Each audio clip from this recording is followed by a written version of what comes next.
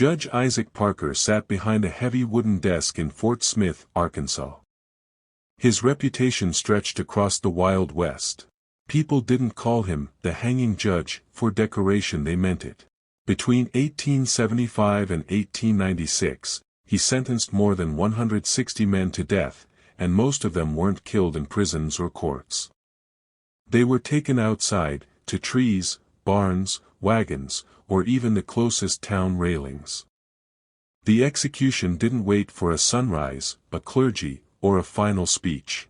Justice in the Wild West wasn't blind, it was impatient. In most frontier towns, especially where sheriffs were weak or completely absent, the real power belonged to vigilante groups. They were not lawmen, but people trusted them more than the actual law. When a horse thief was caught, nobody waited for a judge or jury. People believed waiting meant weakness. So instead, they tied a rope to the strongest branch of the nearest cottonwood tree. Many people imagine hanging as a quick snap of the neck. But in most of these lynchings, the neck didn't break at all. The body dangled slowly. The legs shook hard, toes scraping the ground, trying to breathe. Some took 10 minutes to die. Some took 30. A few survivors described it as feeling your own heartbeat try to climb up your throat. In fact, some men didn't die at all, so the mob would shoot them while they hung, turning execution into target practice. Sometimes, the hanging was even slower. One method was called hoisting. The mob didn't kick the stool away. Instead, they tied the rope around the victim's neck and slowly pulled it using horses or several strong men. The person's feet stayed on the ground for as long as possible. The rope tightened every few seconds as the mob pulled. It was suffocation, not instant death. The victim didn't fall, he rose, inch by inch, into death. The town of Tularosa had its own version. They used what locals called the dead man's rope. A single length of rope used for every hanging. It was never cleaned or replaced. It was black, stiff, stained, and proud. Every outlaw knew that if they saw that rope, their name would be added to its history. There was no mercy in these hanging rituals. Some criminals begged to be shot instead, and sometimes the mob agreed, but only after they had been hung long enough to suffer. One witness wrote, "It wasn't the killing they wanted, it was the lesson." Some executions in the Wild West didn't just punish criminals. They turned the punishment itself into a public lesson and, in some cases, a spectacle that people remembered for years. One of the most feared was horse dragging, also called trail justice. Used mostly by vigilante groups, ranch owners, and sometimes by native tribes during revenge killings, it was simple, brutal, and nearly impossible to survive. The victims' hands were tied behind their back, sometimes their ankles too, and a rope was tied to the saddle of a galloping horse. A single command, "Ride," and the horse took off. The person wasn't dragged over smooth ground. They were dragged through gravel, cactus, brush, and rocks, each bounce tearing skin, bone, and muscle. Some died within minutes. Others stayed alive for nearly half an hour, conscious, bleeding, but unable to scream, their throat full of dust. Some punishments didn't involve torture tools, just air. Barrel suffocation was used by gamblers, mine owners, and small-town saloons. If someone cheated cards, stole gold dust, or betrayed a deal, they didn't always get hanged. They got sealed. They were shoved inside a wooden barrel, arms tied tight, sometimes feet bound too. The lid was sealed shut and a single hole was drilled on top. The hole wasn't for breathing. It was only there so people could hear what was happening inside. At first, there was shouting, then pounding, then scratching, and finally nothing. Most deaths weren't from lack of air. They died from panic. Their own heartbeat had gotten too fast, and their mind collapsed before their body did. And then there was the dead man's boot. Used mostly in Texas, New Mexico, and parts of Colorado, especially by cowboys, ranch gangs, and traveling merchants.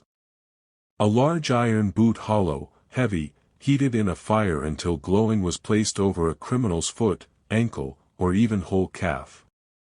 It didn't burn instantly. It slowly cooked the flesh inside. Screaming was guaranteed, but death was not. Sometimes, after the boot cooled, it was removed and the victim was still alive, foot ruined, bones burned, but breathing. So the victim could walk, and be seen. People would remember the burnt leg, the twisted walk, the collapsed knee. And just by seeing it, others would understand. Some punishments in the Wild West didn't just kill a person. They made sure nobody would find a body. No grave. No name. No memory. These punishments were not official. They weren't approved by courts. They were used by ranch lords, bounty hunters, and angry towns that wanted to erase someone from existence. One of the most feared frontier punishments was known as coyote baiting. The criminal was stripped of clothing, tied to a stake in the open desert, and left covered in animal blood, raw meat, or molasses. The smell traveled for miles. At first, insects came, flies, ants, scorpions. Then the desert silence changed. Coyotes appeared first. Then vultures. Sometimes even wild dogs in packs. They didn't attack in a wild frenzy. They approached slowly. They tested. They bit the feet first. Soft parts. Ears. Fingers. They were careful. They didn't want to kill quickly. They wanted to eat slowly. People believed it was just a legend, until ranchers started finding bones in the sand with wrist ropes still attached. Some bodies weren't even bones, just scraps of cloth, rope, and dust. Another version was known as the dry gulch punishment. This didn't use animals. It used time. The victim was tied to a wagon wheel or cactus. No food. No water. No shade. No human contact. Just silence. The sun did the rest. The body didn't rot like normal. It dried, shrank, and became hard like wood. Many were never found until years later. Some were mistaken for old wooden posts. Cowboys said the worst part wasn't the pain. It was the feeling of being forgotten before you were even dead. Some native tribes used a similar punishment, but differently. They tied criminals to ant hills, sometimes honey-coated, sometimes wounded first. Desert ants weren't like garden ants. They were aggressive, fast, and could bite through skin. Some men survived the punishment but never spoke again. Their tongues had been bitten, their lips destroyed, their ears filled with insects. Hanging might kill you in minutes. Branding might scar you for life. But some punishments in the Wild West attacked the body slowly, piece by piece. Scalping didn't start in the Wild West, but it became a brutal symbol of revenge during frontier wars. Both native warriors and bounty hunters used it though for very different reasons. Native tribes used scalping as a sign of war victory. Bounty hunters used it for money. Some states even offered rewards not for full bodies but for just the scalps of wanted criminals, native fighters, or outlaws. The process was horrifying. The scalp wasn't sliced carefully, it was grabbed like a patch of leather. A cut around the head, a quick pull, and the skin tore away, sometimes with hair, blood, and pieces of skull bone. Some victims lived through it. But they never lived the same again.